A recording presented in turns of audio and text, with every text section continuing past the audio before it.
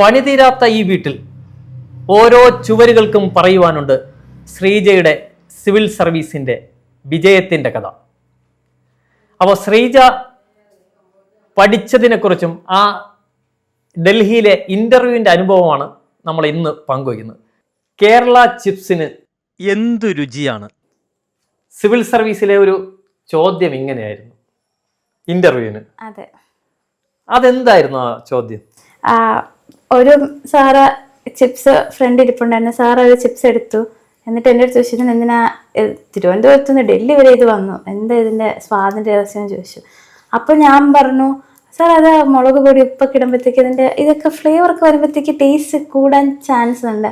ഏറ്റവും ഇമ്പോർട്ടൻ്റ് ആയിട്ടുള്ളത് ആ തേങ്ങ എണ്ണയാണ്. അപ്പം ചോദിക്കും, അപ്പം സാറ് ചോദിച്ചു എണ്ണയിൽ എന്തെങ്കിലും ചേർക്കാറുണ്ട്? അപ്പം ഞാൻ പറഞ്ഞില്ല, എണ്ണയിലൊന്നും പ്രത്യേകിച്ച് ചേർക്കാറൊന്നുമില്ല, അത് കേരളത്തിന് തന്നെ തേങ്ങകളിൽ ഉണ്ടാക്കിയ തേങ്ങ എണ്ണ, അപ്പം വെളിച്ചെണ്ണ, അപ്പം അതുകൊണ്ടായിരിക്കണം ആ സ്വാദ്, അത് കേരളത്തിൻ്റെ തന്നെ സ്വാദാണെന്ന് ഞാൻ പറഞ്ഞു. അപ്പം അവരൊക്കെ ചിരിക്കുന്നുണ്ടായിരുന്നു. ഞാനത് ചെറുതായിട്ട് ഒബ്സർവ് ചെയ്തായിരുന്നു. മറ്റു ചോദ്യങ്ങൾ എന്തൊക്കെയായിരുന്നു? ഇന്റർവ്യൂവിന്റെ തുടക്കം എന്ന് പറയുന്നത്, ഞാൻ കയറുന്നു, വിഷ് ചെയ്യുന്നു, ഇരിക്കാൻ പറയുന്നു, ഇരുന്നു. അപ്പം ചെയറാണ് ആദ്യത്തെ ചോദ്യം ചോദിക്കുന്നത്. അപ്പം മാം ഡാഫൊക്കെ മറിച്ച് നോക്കിയിട്ട് എൻ്റെ അടുത്ത് ചോദിച്ചു, ശ്രീജ തിരുവനന്തപുരത്ത് നിന്നാണല്ലോ വളർന്നതും ജനിച്ചതും വളർന്നതും ഒക്കെ, അപ്പോൾ ഹയർ എഡ്യൂക്കേഷൻ എന്തുകൊണ്ട് ചെന്നൈയിലോട്ട് പോയി? അതായിരുന്നു എൻ്റെ ആദ്യത്തെ ചോദ്യം.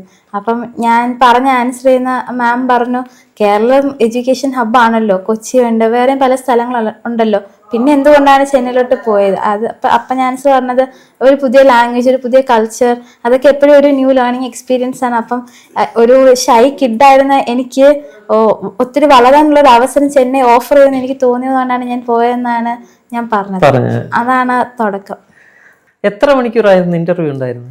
എനിക്ക് തോന്നുന്നു ഒരു അരമണിക്കൂറോളം ഉണ്ടായിരുന്നു എന്നാണ് ഞാൻ മനസ്സിലാക്കുന്നത്. അരമണിക്കൂറോളം? ഓൾമോസ്റ്റ് അരമണിക്കൂർ. ക്യൂബയെ കുറിച്ചൊക്കെ ചോദ്യം ഉണ്ടായിരുന്നല്ലോ? ക്യൂബൻ മിസൈൽ ക്രൈസിസിനെ കുറിച്ചൊരു ചോദ്യം ഉണ്ടായിരുന്നു. അതെങ്ങനെ അത് തരണം ചെയ്ത ആ ചോദ്യം? ക്യൂബൻ മിസൈൽ ക്രൈസിസ് നമ്മൾ സ്കൂളിൽ പഠിക്കുന്ന കാര്യമാണ്. അപ്പം എൻ്റെ അടുത്ത് ചോദിച്ചത് അത് എന്താണെന്ന് ചോദിച്ചു. അപ്പം ഞാൻ പറഞ്ഞു, nuclear stand of between the United States and the USSR back in 1962 എന്ന് പറഞ്ഞു. എനിക്കൊന്ന് ആദ്യം എൻ്റെ അടുത്ത് ചോദിച്ചത് 1962 പ്രത്യേകത എന്താണെന്ന് അങ്ങനെ എന്താണെന്ന് തോന്നുന്നു ക്വസ്റ്റ്യൻ തുടങ്ങി ഞാൻ ഓർക്കുന്നു. അപ്പം അത് ഞാൻ പറഞ്ഞു. അപ്പം ചോദിച്ചാൽ അതെങ്ങനെയാണ് സോൾവ് ആയെന്ന് ചോദിച്ചപ്പോൾ ഞാൻ നമ്മുടെ കനഡയുടെ ഡിപ്ലോമസിനൊക്കെ കുറിച്ച് എനിക്കറിയാവുന്നത് ഞാൻ സംസാരിച്ചു. അതാണ് ബേസിക്കലി ക്യൂബയുടെ ഇത്. പക്ഷേ ഇതും പറയണം, ഞാൻ ഇൻ്റർവ്യൂ കഴിഞ്ഞ് എൻ്റെ അടുത്ത് യുവർ ഇൻ്റർവ്യൂസ് ഓവർ എന്ന് പറഞ്ഞ് ഞാൻ താങ്ക് യു പറഞ്ഞ് എഴുന്നേൽക്കുമ്പോൾ ആ ക്വസ്റ്റ്യൻ ചോദിച്ച ആ മെമ്പർ തന്നെ, ആ സാറ് തന്നെ എൻ്റെ അടുത്ത് പറഞ്ഞു, നെറ്റ്ഫ്ലിക്സിൽ ഒരു ക്യൂബയെക്കുറിച്ച് ഒരു സീരീസ് കിടപ്പുണ്ട്, ശ്രീജ അത് കാണണമെന്ന് പറഞ്ഞായിരുന്നു. ഞാൻ എഴുന്നേറ്റതിന് ശേഷമാണ് അത് സംഭവിക്കുന്നത്. അതൊരു പിന്നെ ഒത്തിരി സന്തോഷത്തോടെയാണ് ഇറങ്ങി വന്നത്. ഈ യാത്രയ്ക്ക് ഒരു പ്രത്യേകതയും കൂടെയുണ്ട്. ശ്രീജ ആദ്യമായി ഫ്ലൈറ്റിൽ കയറുന്നത് ഈ യാത്രയിലാണ്. ഇതും കൂടെ ഞാൻ പറയണം, ഞാൻ മുന്നേ ഇങ്ങനെ വിചാരിച്ചിട്ടുണ്ടായിരുന്നു, ഞാൻ ഫ്ലൈറ്റിൽ ഫസ്റ്റ് ടൈം കയറുവാണെങ്കിൽ അത് UPS ഇന്റർവ്യൂവിനായിരിക്കും ഞാൻ മുന്നേ അങ്ങനെ ഒരു ആഗ്രഹം ഉണ്ടായിരുന്നു. അത് ഞാൻ ഇപ്പൊ ഓർക്കുന്നുണ്ട് ഞാൻ ഈ പറയുന്നത്. ജീവിതത്തിലെ വാശിയാണ് ഇതുവരെ കൊണ്ടെത്തിച്ചത് അല്ലേ? തീർച്ചയായിട്ടും. 7ാം ക്ലാസ് മുതൽ തുടങ്ങിയ മോഹമാണ് ഈ സിവിൽ സർവീസ്. അതെ അതെ, 7ാം ക്ലാസ് മുതൽ തുടങ്ങിയത്. എന്ത് കിട്ടണമെന്ന് വിചാരിച്ചാലും ആ വാശിയിലൂടെ അത് നേടിയെടുക്കും. തീർച്ചയായിട്ടും. അതിന് പ്രചോദനം ആരാണ്? അമ്മയും അച്ഛനുമാണ്? അമ്മയ്ക്കും അച്ഛനും വാശിയുണ്ട്.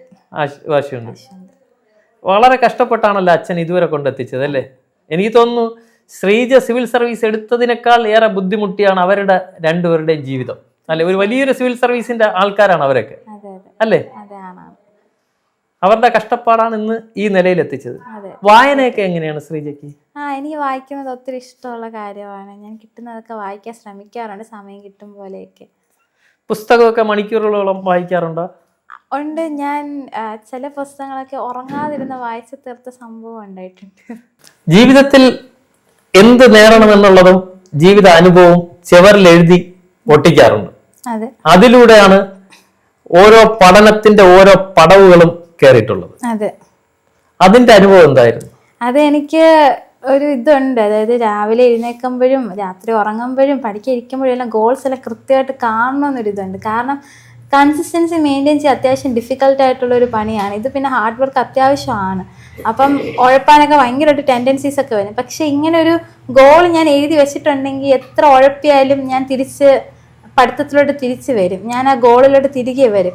അപ്പം അതെനിക്ക് അറിയാന്നുള്ളത് കൊണ്ട് തന്നെയും പിന്നെ 10ാം ക്ലാസ്സിലും +2-ലും ആ സെയിം ടെക്നിക്ക് വർക്ക് ആയതുകൊണ്ട് തന്നെയാണ് ഞാൻ ഇങ്ങനെ ചെയ്തത് UPSCക്ക്. എനിക്കറിയായിരുന്നു എനിക്ക് എന്തായാലും മടി ഉഴപ്പെല്ലാം വരും, അപ്പം ഇതെല്ലാം മറികടക്കണമെങ്കിൽ എനിക്കൊരു സംഭവം വേണം. അതായിരുന്നു അത്. ഈ വീട്ടിന്റെ പല ഭാഗങ്ങളിലും SSLCക്ക് പഠിക്കുമ്പോഴും +2-ന് പഠിക്കുമ്പോഴും 1200 1200 എന്ന് പറഞ്ഞ് എഴുതി വെച്ചിട്ടുണ്ടായിരുന്നു.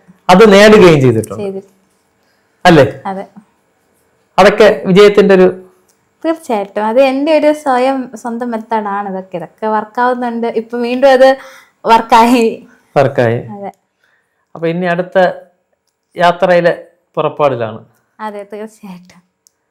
അത് ഇന്ന് ചർച്ചിൽ വെച്ച് ഇങ്ങനെ ഞാൻ കഴിഞ്ഞ ആഴ്ച ഞാൻ ഇങ്ങനെ പറയുന്നുണ്ടായിരുന്നു, ഇത് ലാസ്റ്റ് വെറും ശ്രീജയായിട്ട് ഇതെൻ്റെ ലാസ്റ്റ് സൺഡേ ആണ്. അടുത്ത സൺഡേ ഞാനൊരു റാങ്ക് ജേതാവായിട്ട് ഒരു IFS നേടാനുള്ള ഒരു ഓഫീസർ ഡെസിഗ്നീസ് അങ്ങനത്തെ ഒരു സിമിലർ കാറ്റഗറിയിലുള്ള ഒരാളായിട്ടായിരിക്കും ഞാൻ വരുന്നത്. ഈ സൺഡേയോടെ വെറും ശ്രീജ മാറുകയാണ്. അതുപോലെ മാറി മറിയുകയും ചെയ്തു. അപ്പം ഞാൻ അവിടെ നിൽക്കുമ്പോൾ ഞാൻ ആലോചിച്ചു, എനിക്ക് എന്തൊക്കെയോ മാറ്റങ്ങൾ സംഭവിക്കുന്ന പോലെയൊക്കെ തോന്നുന്നുണ്ട്, പക്ഷേ ഞാൻ പഴയ ഞാൻ തന്നെയാണ്. എനിക്ക് പ്രത്യേകിച്ച് മാറ്റമില്ല. അന്നും ചിരിച്ച് കളിച്ച് നിൽക്കുന്ന ശ്രീജ തന്നെയാണ്. പക്ഷേ ഒരു വലിയ റെസ്പോൺസിബിലിറ്റി വന്നിട്ടുണ്ട്. റോൾ മോഡൽ ആരാണ്? ഇവര് രണ്ടുപേരും തന്നെയാണ്. ഇവരാണ് റോൾ മോഡൽ. ഇവര് തന്നെയാണ് ജീവിതത്തിൽ ഇതുവരെ എത്തിച്ചത്. അമ്മയ്ക്ക് പഴയ MA കാരിയാണല്ലേ? അതെ, അമ്മ MA ഹിസ്റ്ററിയാണ്. അമ്മയാണല്ലോ പഠനത്തിൽ ഒരുപാട് സഹായിച്ചിട്ടുള്ളത്. അച്ഛൻ അതുപോലെ കിലോമീറ്ററുകളോളം സൈക്കിൾ ഓട്ടിച്ചാണ് ഇത്രയും എത്തിച്ചത്. ശ്രീജയുടെ എനിക്ക് തോന്നുന്നു പുസ്തകം വെക്കുന്ന റാക്കിന് പോലും ഒരു കഥയുണ്ട് അല്ലെ? അതെന്താണ് ആ കഥയുടെ അനുഭവം? അത് മെയിൻസ് റിസൾട്ട് വന്നു. അപ്പം തന്നെ മെയിൻസ് കഴിഞ്ഞിടെ റൂം പെയിൻറ് ചെയ്തു. അപ്പം എൻ്റെ ബുക്കെല്ലാം പലയിടത്ത് പൊടി പിടിച്ചിരിക്കുന്നു. അപ്പം എനിക്ക് ബുക്സിനൊക്കെ പൊടി പിടിച്ചിരിക്കുന്നത് സഹിക്കാൻ പറ്റാത്തൊരു സംഭവമാണ്. അപ്പം കുറേ എനിക്കൊന്ന് വർഷങ്ങളായി ഞാൻ പറയുന്നത് എനിക്കൊരു ഷെൽഫ് വേണം. പക്ഷെ അത്രയും തുക കിട്ടുന്നില്ല. അപ്പം ഇത് കഴിഞ്ഞപ്പോഴത്തേക്ക് കയ്യിൽ പൈസ ഉണ്ടായിരുന്നു. ഇൻ്റർവ്യൂ ഒക്കെ സമയമൊക്കെ ആയപ്പോഴത്തേക്കും കയ്യിൽ പൈസ ഉണ്ടായിരുന്നു. അപ്പം ഞാൻ അച്ഛൻ്റെ അടുത്ത് ഒറ്റ വാശിയിൽ പറഞ്ഞു, എനിക്കിവിടെ ഒരു ഷെൽഫ് വേണം, ഇത് എൻ്റെ മുറിയാണ്, എൻ്റെ പുസ്തകങ്ങൾ എൻ്റെ മുറിയിൽ തന്നെ എനിക്ക് വേണം എന്ന് എനിക്കൊരു ഭയങ്കര ആഗ്രഹം ഉണ്ടായിരുന്നു. അപ്പം കയ്യിലുണ്ടായിരുന്ന കാശ് സേവ് ചെയ്തിട്ടാണ് അച്ഛൻ്റെ കൊടുക്കുന്നത്. അപ്പം അച്ഛൻ മേടിച്ചുകൊണ്ട് വന്നു. അന്ന് രാത്രി തന്നെ ബുക്സ് എല്ലാം ഞാൻ അറേഞ്ച് ചെയ്തു. എന്നിട്ട് കാരണം എന്തോ മനസ്സിൽ എന്തൊക്കെയോ തോന്നുന്നുണ്ടായിരുന്നു, ഇവിടെ ആൾക്കാർക്ക് വരാൻ ചാൻസ് ഉണ്ടായിരിക്കും, അപ്പം ബുക്സ് എല്ലാം അലങ്കോലമായി കിടക്കുന്ന നല്ല പരിപാടിയല്ല, അത് എൻ്റെ സ്വന്തം ബുക്സ്. അപ്പം അതൊക്കെ കൊണ്ടാണ് അന്ന് മേടിച്ചത്. 2000 രൂപ കൊടുത്ത് വാങ്ങിച്ചല്ലേ? ശ്രീജ ഒരു തവണ മാത്രമേ സിവിൽ സർവീസ് അറ്റൻഡ് ചെയ്യുള്ളൂ എന്നൊരു വാശിയുണ്ടായിരുന്നു. അത് എങ്ങനെയായിരുന്നു അതിന്റെ പിന്നിലെ കഥ? അത് സിവിൽ സർവീസസ് ഈ എക്സാം എന്ന് പറയുന്നത് ഭയങ്കര ലോങ് ജേർണിയാണ്. ഒരു വർഷം PCM എടുക്കുന്നു, പിന്നെ ഒരു വർഷം കഴിഞ്ഞാലാണ് റിസൾട്ട് ഉണ്ടാവുക, പിന്നെ ഇതൊരു ഒരു വർഷത്തെ സൈക്കിളാണ്. അപ്പം ഒത്തിരി ഇമോഷണലി ആണെങ്കിലും ഫിസിക്കലി ആണെങ്കിലും ഒത്തിരി സ്ട്രെയിൻ ഉണ്ടാവും, തീർച്ചയായിട്ടും ഉണ്ടാവും. അപ്പം എനിക്ക് വീണ്ടും ആ പ്രോസസ്സിൽ കൂടെ കടന്നു പോകാൻ ആഗ്രഹമില്ലായിരുന്നു. കാരണം ഒരു വട്ടം നമ്മൾ സ്ട്രെയിറ്റ് ഫ്രം കോളേജ്, അപ്പം പഠിച്ചുകൊണ്ടിരിക്കുന്ന ആ ഒരു കാലഘട്ടത്തിൽ തന്നെ ഡയറക്റ്റ് നമ്മൾ എഴുതും. അപ്പം ആ ഒരു എനർജി, പിന്നെ ഫസ്റ്റ് അറ്റംപ്റ്റിൽ എപ്പോഴും എന്തൂസിയാസം ഉണ്ടാവും. അതൊക്കെ ചിലപ്പോൾ സെക്കൻഡ് അറ്റംപ്റ്റിൽ ഉണ്ടാവണം എന്നില്ല. അത് എനിക്കത് ഉണ്ടാവുമെന്ന് എനിക്ക് ഒട്ടും തോന്നുകയില്ല. അതുകൊണ്ട് തന്നെയാണ് ഞാൻ വിചാരിച്ചത് എനിക്ക് ഫസ്റ്റ് അറ്റംപ്റ്റിൽ തന്നെ കയറണം, എനിക്ക് വീണ്ടും എഴുതണ്ടെന്നൊരു തീരുമാനം അങ്ങനെയാണ് വന്നത്. പഠിപ്പിസ്റ്റായിരുന്നു? തീർച്ചയായിട്ടും. ഞാൻ ഒരു സ്റ്റീരിയോടിപ്പിക്കൽ പഠിപ്പി തന്നെയായിരുന്നു സ്കൂളിൽ. ഒരു മൂലയിൽ ഏതെങ്കിലും ഒരു ബുക്ക് വായിച്ചുകൊണ്ടിരിക്കും, അടുത്തുള്ള ഏറ്റവും നല്ല ഫ്രണ്ട്സിനടുത്തൊക്കെ സംസാരിക്കും, പിന്നെ ഓപ്പൺ അപ്പ് ആവുമ്പം ഒരുപാട് സംസാരിക്കും, ഇല്ലാത്തപ്പം ആരടുത്തും മിണ്ടാറില്ല. അതെ. വേറെ എന്തെങ്കിലും അനുഭവം ഉണ്ടോ ഈ സിവിൽ സർവീസുമായിട്ട് ബന്ധപ്പെട്ടോ പഠനകാലത്തുള്ള അനുഭവങ്ങളോ പങ്കുവയ്ക്കാം?